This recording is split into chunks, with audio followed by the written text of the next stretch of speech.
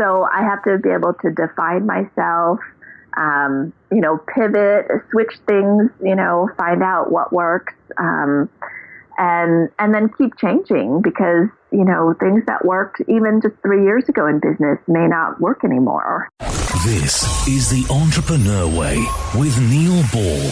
Unlocking the secrets of successful entrepreneurs 7 days a week. Subscribe to our podcast and follow us on Twitter at Neil D. Ball. Napoleon Hill said the power of the mastermind is the driving force. To discover how you can unlock the potential in your business using the power of a mastermind, go to mastermindunlimited.com.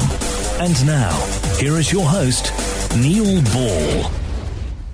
Hello, it's Neil Ball. Thank you so much for joining me today on The Entrepreneur Way. The Entrepreneur Way is about the entrepreneur's journey, the vision, the mindset, the commitment, the sacrifice, failures and successes. I'm so excited to bring you our special guest today, Lisa Kroese. But before I introduce you to her, I have a little quote. Anthony J said, "The uncreative mind can spot wrong answers, but it takes a very creative mind to spot wrong questions." The Entrepreneur Way asks the questions so we all get the insight, inspiration and ideas to apply in our businesses. Lisa, welcome to the show. Are you ready to share your version of the Entrepreneur Way with us? Thank you. Yes, absolutely. Excellent. Thank you for coming on the show, Lisa. Lisa Kroese is a 42-year-old business owner, author, wife, and mother of 3 kids aged 5, 2, and 6 months old. Lisa liquidates estates and is a coach and mentor for estate sales startups, mompreneurs, and those branding their own estate and antique businesses. She is known as the Estate Mama. Lisa combines her love of researching family heirlooms with her drive to solve problems and help others. Lisa's website for estate sellers, estatefusion.com, is packed with lessons learned so that people breaking into the liquidation industry don't have to learn everything the hard way by trial and error. Lisa lives in Tehachapi in California and with her husband, Steve, who works at Mojave.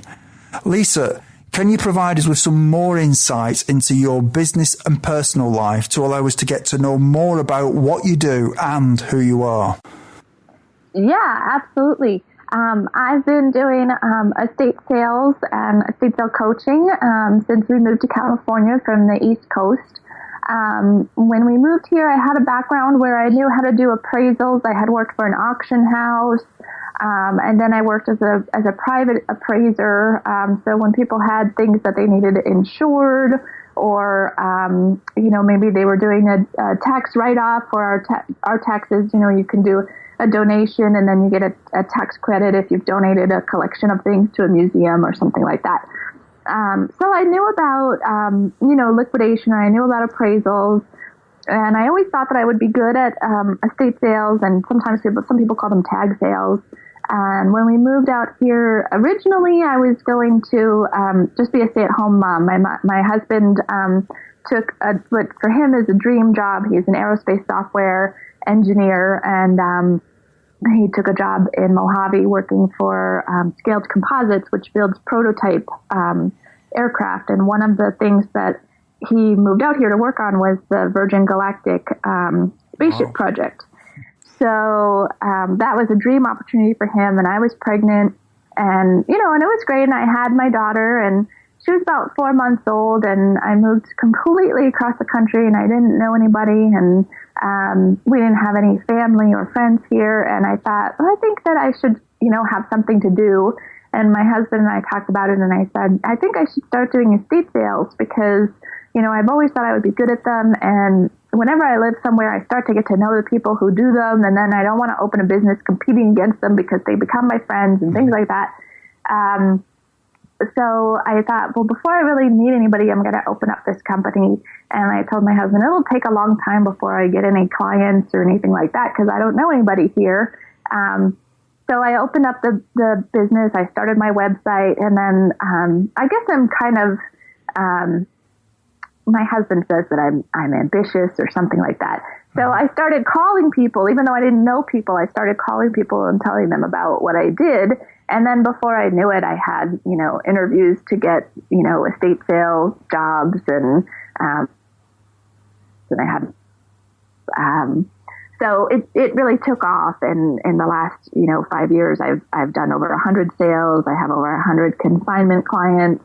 And now I'm doing coaching and mentoring for people that are also breaking into the industry and need some help. Maybe they already started doing sales. A lot of people have attended sales before and they think, oh, this would be a lot of fun. Mm-hmm. But then they kind of don't realize all the work that's involved or how to best market or where to find leads.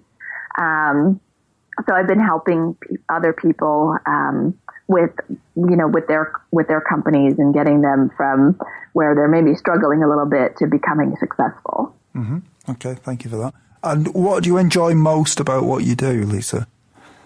My personality type is that I really like helping people. I don't know if you know about Myers-Briggs personality types, but I'm very into that. Mm-hmm. And my personality type is I'm an INFJ, and we are all about helping people. We're not actually about money. I like making money in my business, but what I really enjoy most about what I do is that I can help people. So for both sides of my business, that's what I'm really motivated by. Like the families that I help with their liquidations, usually they're calling us when they're in the middle of, some kind of a big family event. Maybe somebody has passed away or they sold a house that has, 50 years of property built up in it and they don't know what to do and they're overwhelmed.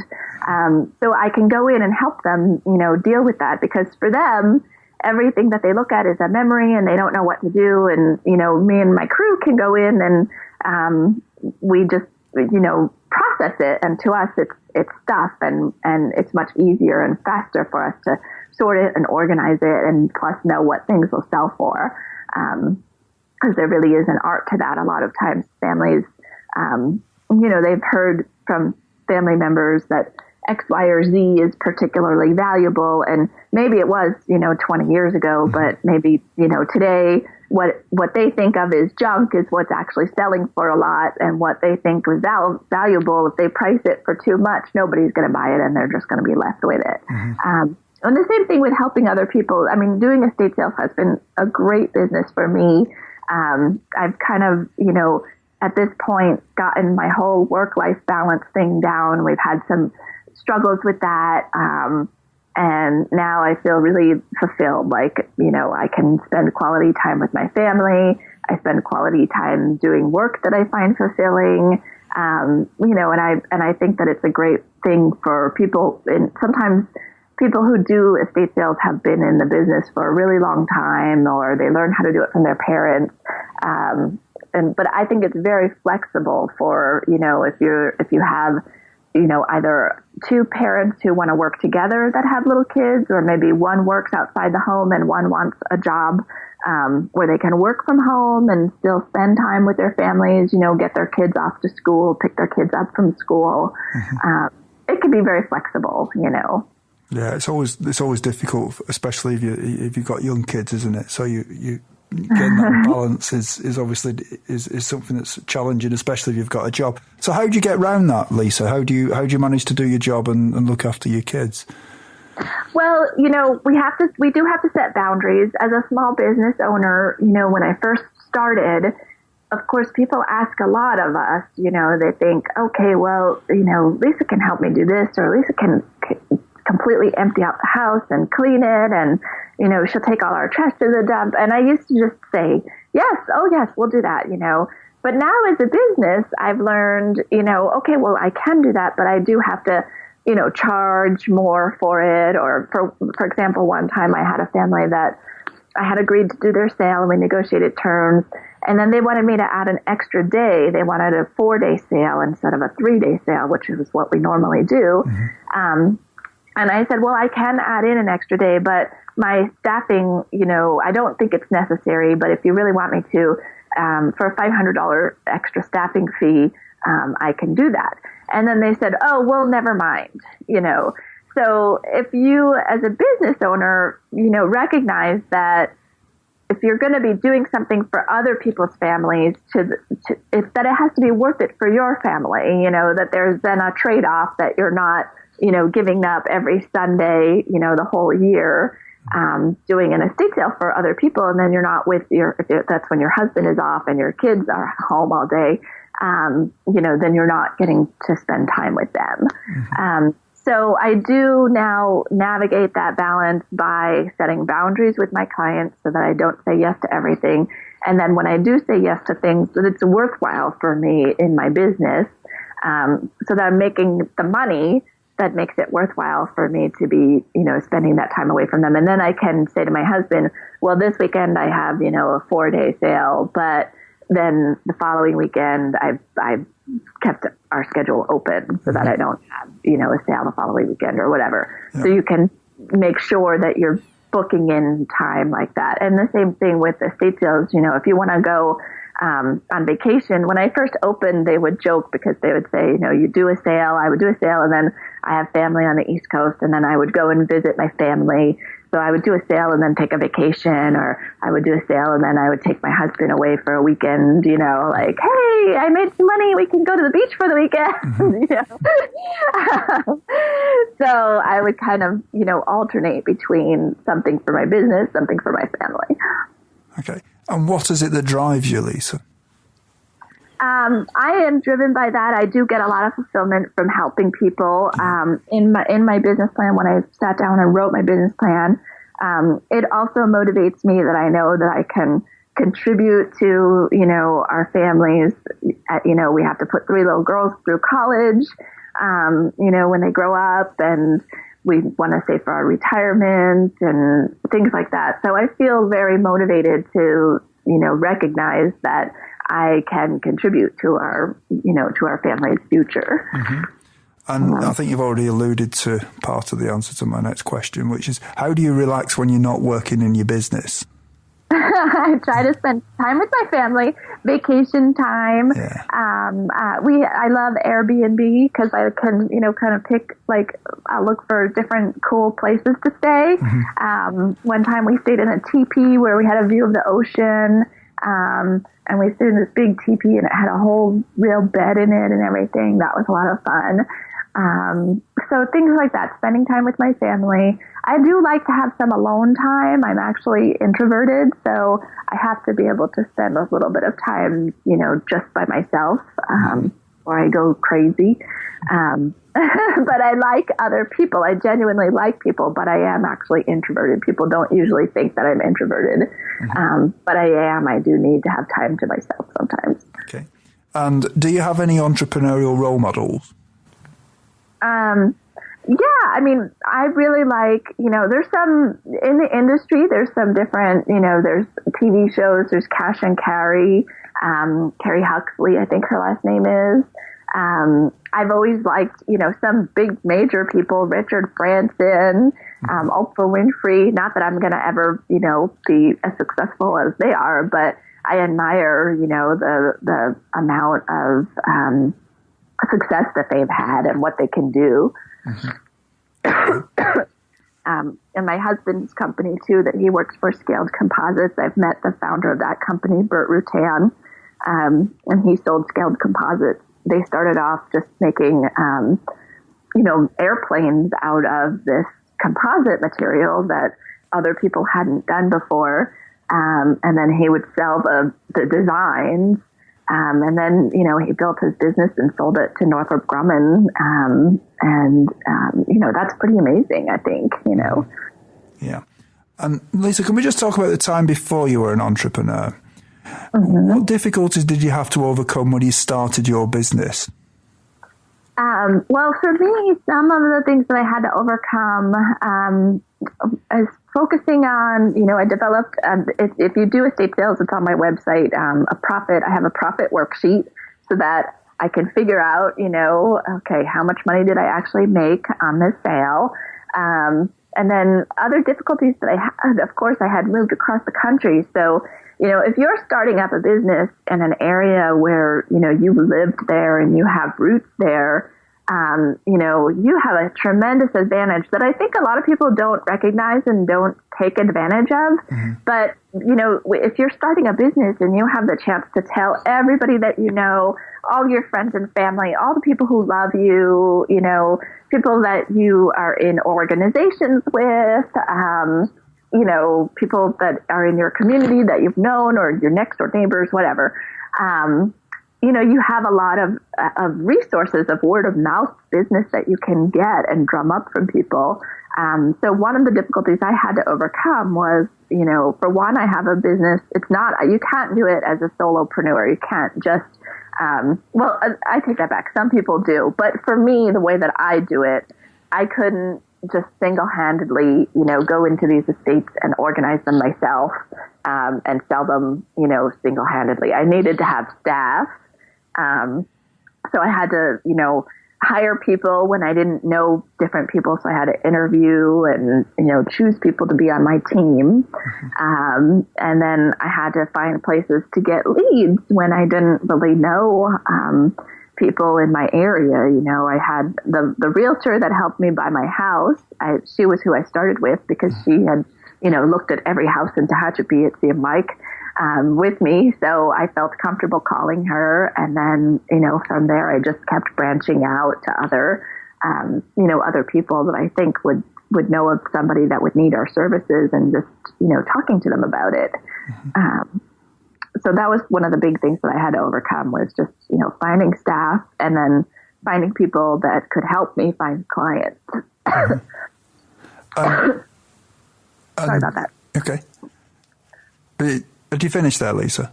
Mm-hmm. Okay. I wasn't sure because you coughed. Yeah, I wasn't sorry, sure. Okay. I started coughing. And did you have any doubts that delayed you starting your business?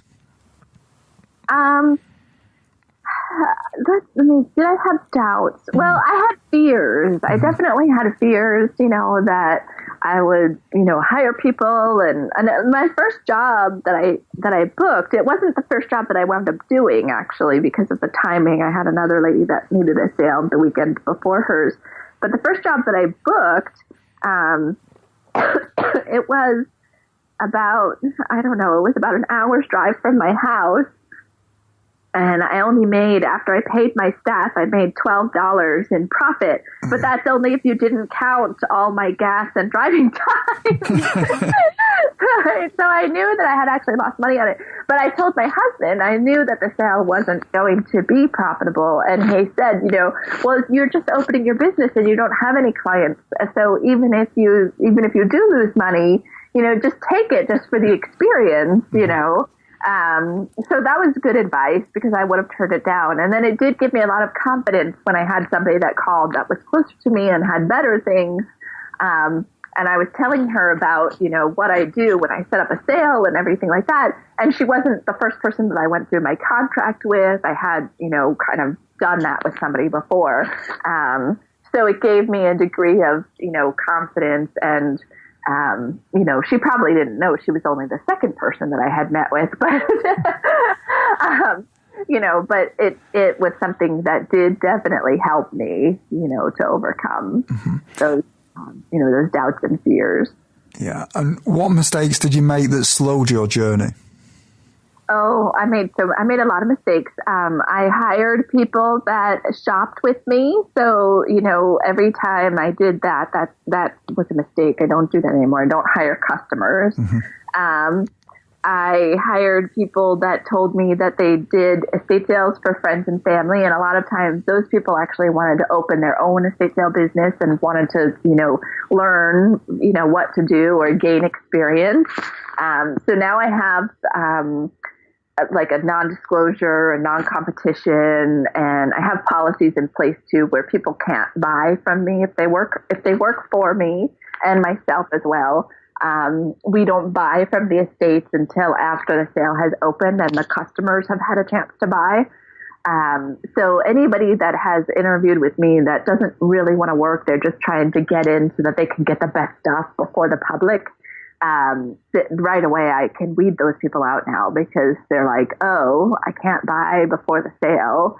One guy told me he was so excited about working for me and he was totally sucking up to me and blah, blah, blah, how much he loved me and wanted to work for me and wanted to work for me. And then at the end of our interview, he told me like 6 different things, that he wanted to buy. And I was like, well, you can't buy them until, we open up the sale. And then, and I said, an hour in, you can buy things. But honestly, we're too busy to even buy things usually until like 1 o'clock. And most of the stuff that you want to buy, probably one of our customers has really a lot. So he took the job. And then later that night, he called me to tell me that he actually had a problem with his knee and he wasn't going to be able to do the job. Oh, dear. Yeah, and I know. It's just because he just wanted to be able to buy those things. That's funny. Okay, and what are some of the things that you did before you started your business that would be helpful tips for some of the listeners who haven't yet taken the first step on the entrepreneur way? Well, some of the things that I did, I did a business plan. I wrote up the business plan, which I think a lot of people who do small businesses think you don't need one or something like that. Mm-hmm. And that was very helpful for me in terms of defining my goals. It involved research on my part because I wasn't sure how much does, for example, the average home have in property to liquidate, which the average home usually is between like $5,000 and $8,000. And a lot of times people think, oh, you have to have antiques, etc. But when you just go through a home and you think about, the bedroom sets, the dressers, the appliances. A lot of times I even get people to allow me to sell their vehicles. So when you think about all those things that need to be liquidated, even an ordinary home can be a profitable business model to work off of. You don't have to just do, high-end estates. Mm-hmm. So that was one of my tips would be, have a business plan in place, a 3-year plan of, what your goals are for your business and, what you're trying to accomplish with it and how much you think you can make, what you need to recover, your initial investments into the business. I started my business with a very small amount of my own money that I used. I didn't use our family money. That was important for me that I was like, I'm just going to use this. So if my business completely fails, that this is just like money that I'm just kind of gambling with in a way. So that, and then also having a mentor or a coach or something like that, I think is a great asset. If there's one in the industry that you work in, I think it can be so helpful to you to, talk to them about, how you're going forward and what your plans are. A lot of times people call me, once they've started their business and maybe they've done about 15 sales and they'll say, well, right now I'm $2,000 in the hole, or I've done X number of sales, but I'm just breaking even every time. So when you're starting out, if you can, find a mentor in your area or a business coach that can help you. If you're a salesperson, find a sales coach. Because even if you're investing $500 or if you're investing $2,000, then you're off the ground running and you have somebody that has experience that can help direct you in the right way. One guy I talked to in my industry recently told me, 20 years ago when he started, he called people like all over the country in different areas and said, I'm starting an estate sale business and, I'm not going to be competing with you because I'm in California and you're in Florida or whatever. So that was how he got information about it. He didn't, like I said, a lot of people learn how to do estate sales from their families. But not everybody does. My mom was a paralegal. I didn't learn how to do it from her, No.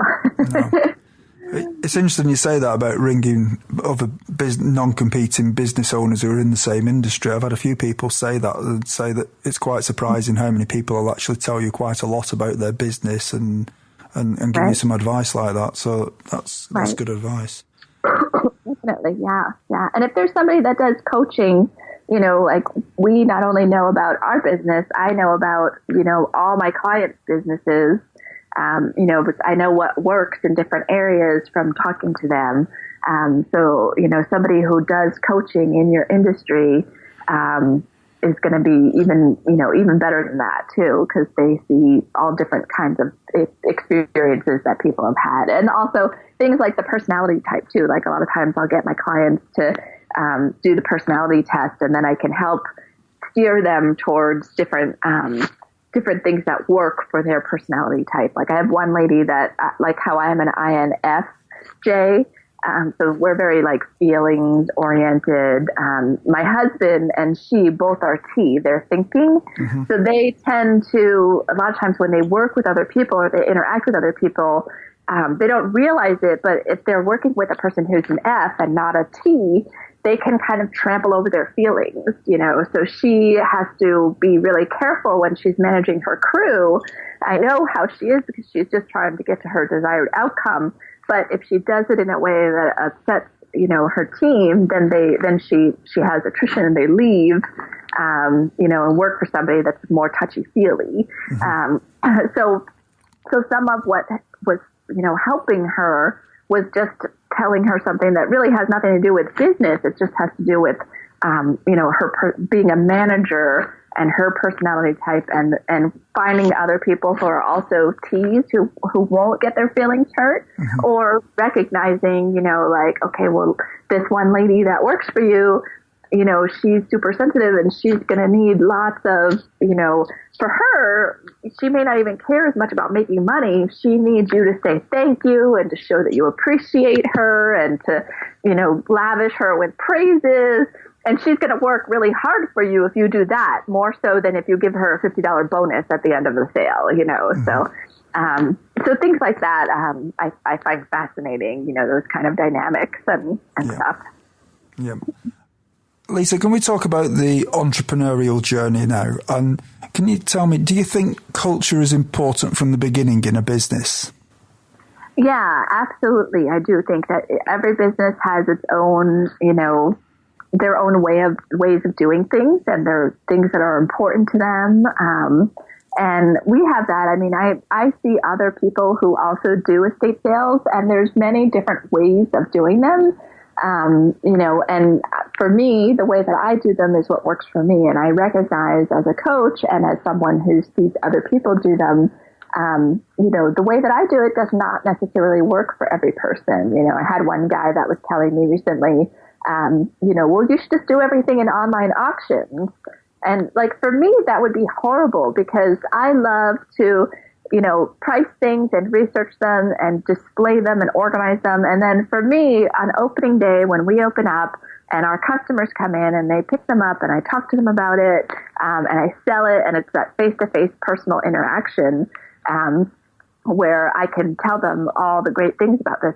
But it would be very tedious for me to run my sale as an online auction, because what I would have to do is I would have to sit down, I would have to take like 11 or 12 photos of each thing from every different angle. Mm-hmm. I'd have to describe all the different things that are wrong with it, measure it, and type that all up.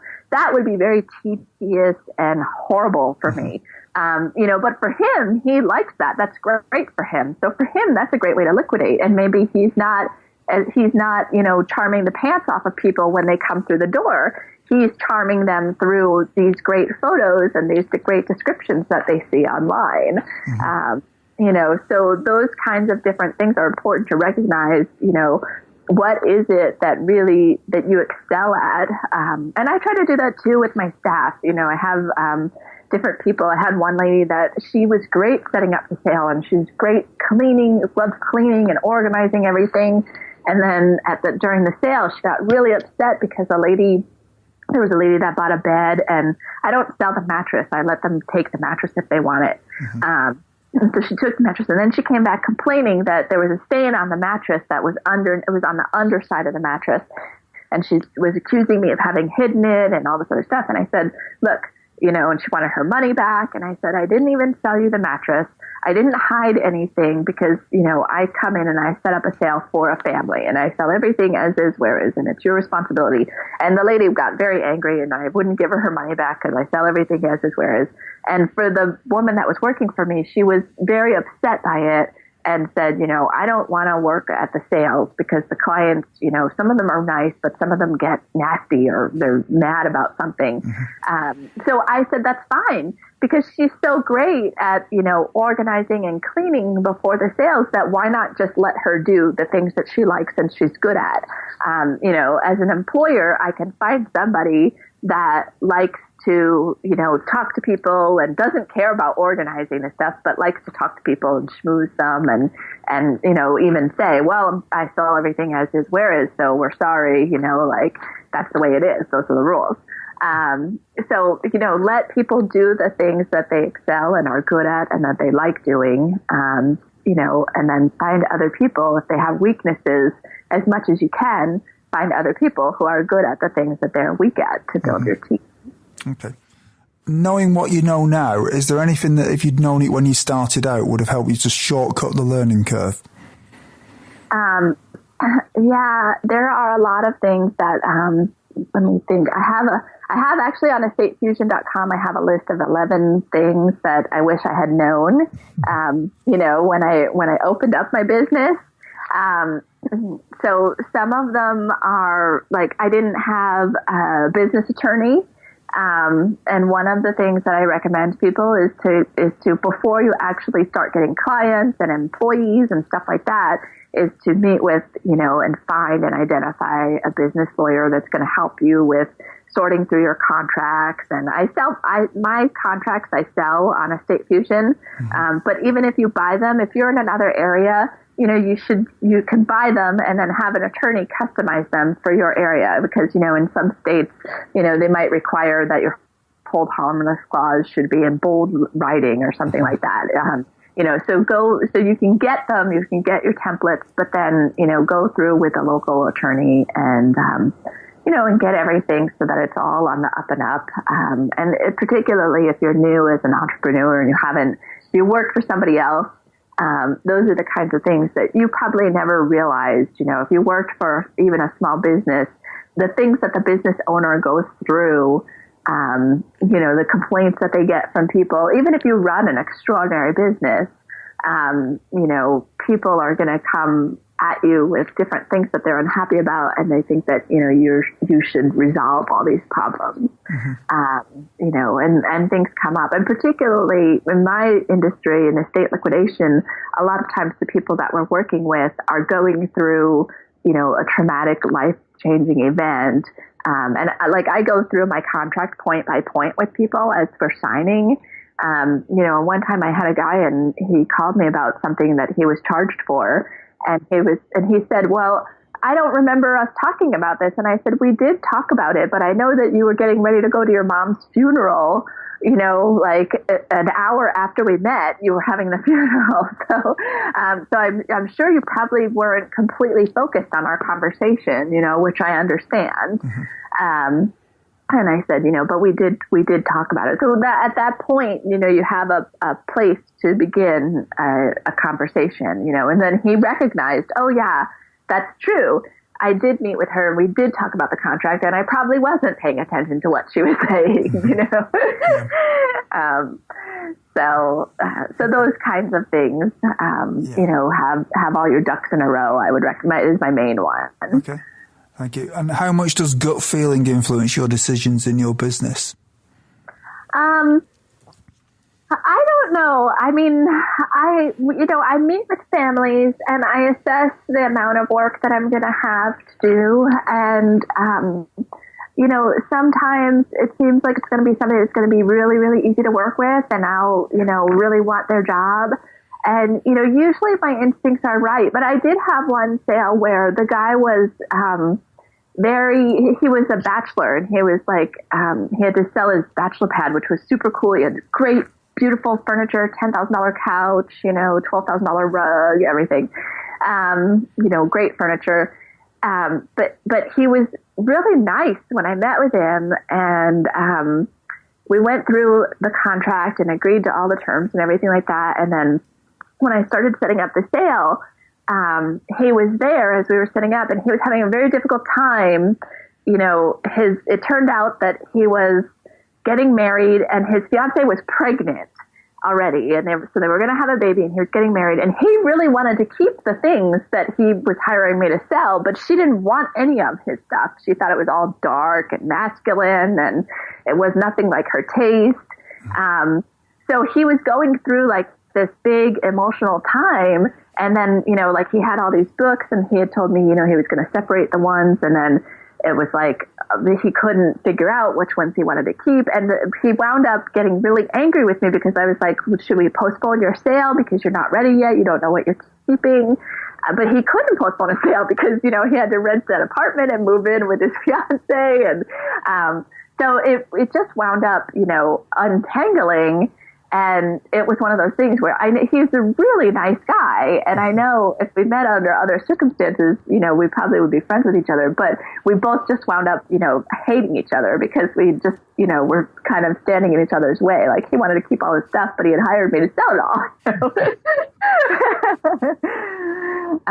So that's one of those things where, you know, and probably on that day that I met with him, he was feeling good about it, you know, and then as it started happening and, you know, he started realizing all this stuff really was going to be gone, maybe his feelings changed a little bit. So it can be hard, you know, but if I definitely have a bad feeling, I will lose a job or let somebody else, or I'll offer terrible terms so that I'll know that, you know, well, I probably won't get it, but if I do, you know, at least I'm getting it at such and such a commission so that it's a really good commission for me. So it'll be worth all the big headache that it's going to be. Yeah. Lisa, life is made of constant change, whether we like it or not. And many people say the only constant is change. How do you try to keep up with change in your business? You know, you have to be able to pivot. You have to, things that worked, even just doing my business for 5 years. You know, when I first opened 5 years ago, I was really the only person in my area that had a website that advertised my sales online. Customers found me online. Now everybody has one, you know, so that doesn't work anymore, just doing that. So you have to constantly evolve your business. I was talking to somebody this morning on a coaching call, and she said, you know, you've only been doing estate sales for 5 years, but you sound like you've been doing them, you know, for so much longer. And I said, really, if you've been doing them for 20 years and you're like the only person in your area that does them and nobody else competes with you, the things that you do that work may not work in a different area, you know. But if you're competing against, you know, when I started doing it, I couldn't find anybody else in my town that did them. And now 2 other people do them, you know, so I have to be able to define myself, you know, pivot, switch things, you know, find out what works, and then keep changing because, you know, things that worked even just 3 years ago in business may not work anymore, you know. Mm-hmm. And what is your favorite book on entrepreneurialism, business, personal development, leadership, or motivation? And can you tell us why you have chosen it? Yeah, I love, Gretchen Rubin has some books that I really like, The Happiness Project, and then she has another one that she wrote more recently on habits. I really like them because they're, you know, they're not as much about like the profit part of it or the cutthroat part of it, but it's about remembering the things that make your life. Why do you do this? You know, I have my business so that I have a happy life, you know, it's part of what makes me happy in my life. So keeping in mind those things and keeping in mind the habits that make my life easier, the rituals that make, you know, my daily routine simpler, are the things that are important to me in how I, you know, develop my business and my overall life, how my business fits into my life with my family. Mm-hmm. Everyone, when you have a busy life, listening to audiobooks is a great way to expand your knowledge in a time when you may be doing other things, such as driving or when you are at the gym. We have a special offer for you of a free audiobook of your choosing. To choose your free audiobook, go to www.freeaudiobookoffer.com. As long as you haven't already signed up, then you will qualify. Lisa, what I'd like to do now is just talk about the future a little bit and speculate about a few things of you. So what one thing would you do with your business if you knew that you could not fail? I probably would license my business, like the way that I work with other people that I coach. I probably would license Expert Estates as a brand, and and let other people run Expert Estates businesses in other areas. That's probably one thing I would do if I knew it couldn't fail. Yeah. And what skill, if you were excellent at it, would help the most to double your business? Oh, let's see. What skill would double my business?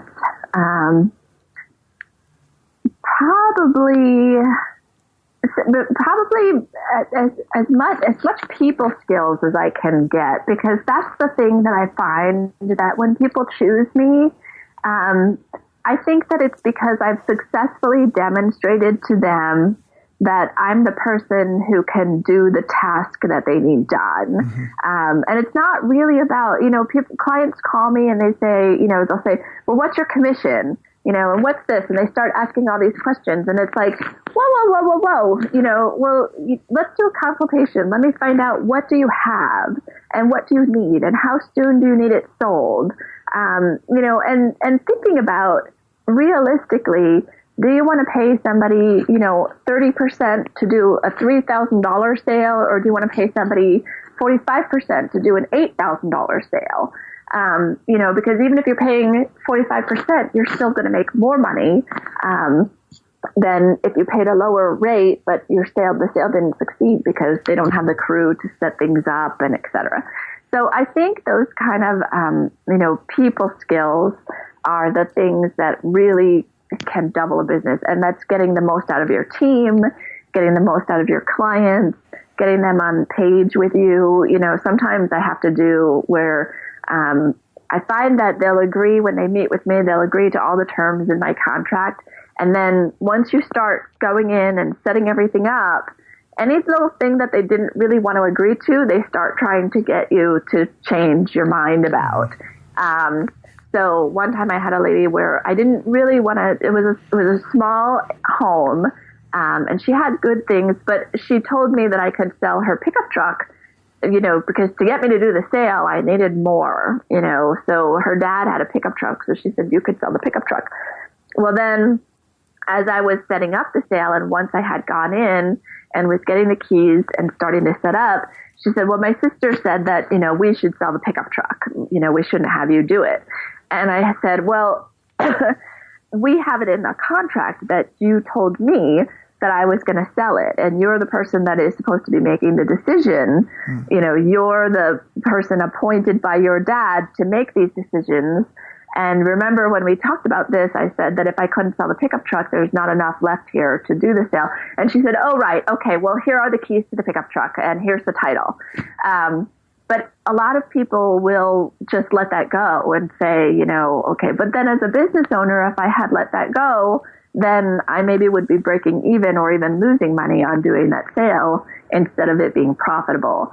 So those kinds of people skills where, you're keeping in mind your contract, and you can keep people focused on, they want to have a good sale and I want to have a good sale too. If I have a good sale, then they're going to have a good sale, and they're going to accomplish, even if they don't even care about the money, but they need to have their home emptied of the things that are in it so that new people can move in.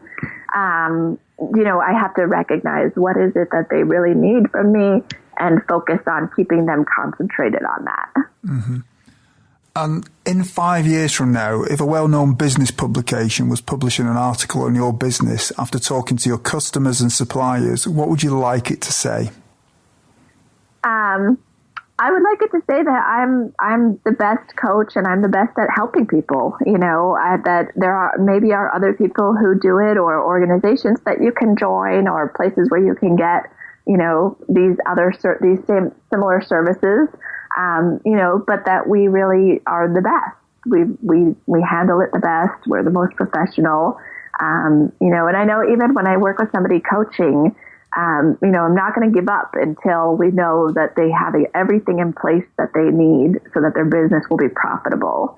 When I talked to a lady this morning that I'm helping, she actually has a franchise, but she's not succeeding because she's taking small sales. She's not setting up a minimum. Even though she bought a franchise, she's not, successful with it right now because of the way that she's structuring things to favor her clients, not to favor her.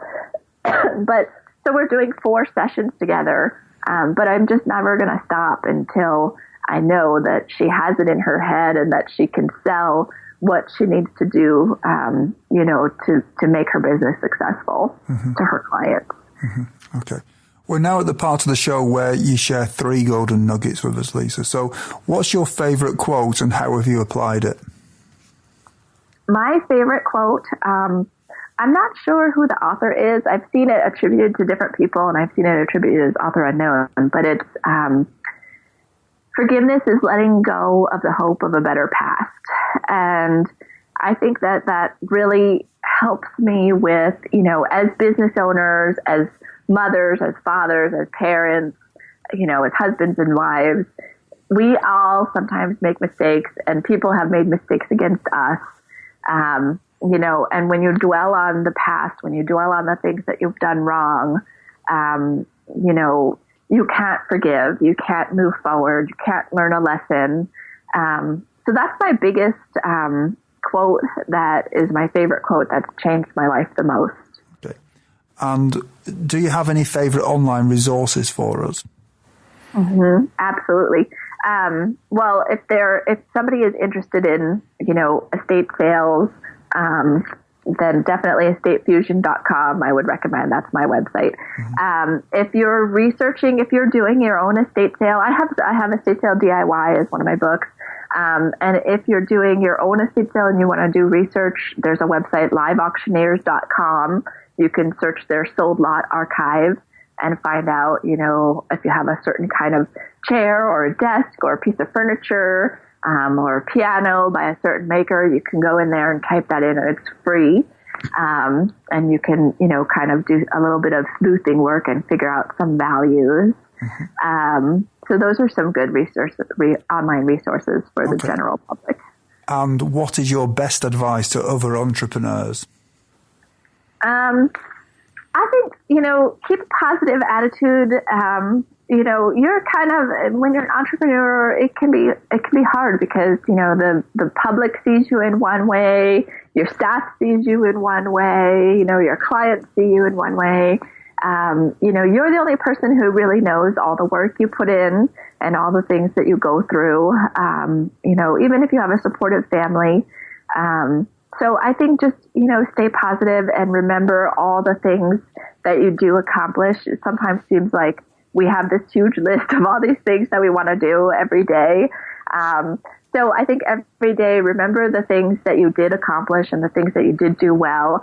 And then focus on, spend every morning I think about, okay, what are the top 3 things that I need to do today? To help me prioritize and organize things. And I keep my family on that list too, so that it's not just things that I do for my business, but, maybe my husband needs me to remind him to talk to his doctor, or maybe my kid, wants something special for her lunch or whatever. So I have to remember to keep those things, on my list of things to do. So it's not just all business and just your clients and your customers, but also your family and loved ones too. Mm-hmm. Everyone, if you didn't manage to get a note of Lisa's favourite resource or her favourite book, you can find the links on Lisa's show notes page. Just go to theentrepreneursway.com and search for Lisa or Lisa Kroese in the search box. Lisa, is there anything else that you'd like to add about your business? No, I really appreciate the chance to talk to you about, my business and what we do. And I love, letting people know about estate sales. They're a great way to shop and find, if you have something you need for your home. It's not like a garage sale where we're just selling junk. It really is, a whole lifetime of things. Mm-hmm. So it's really fun. If you've never been to an estate sale, I would definitely recommend going to one. Okay.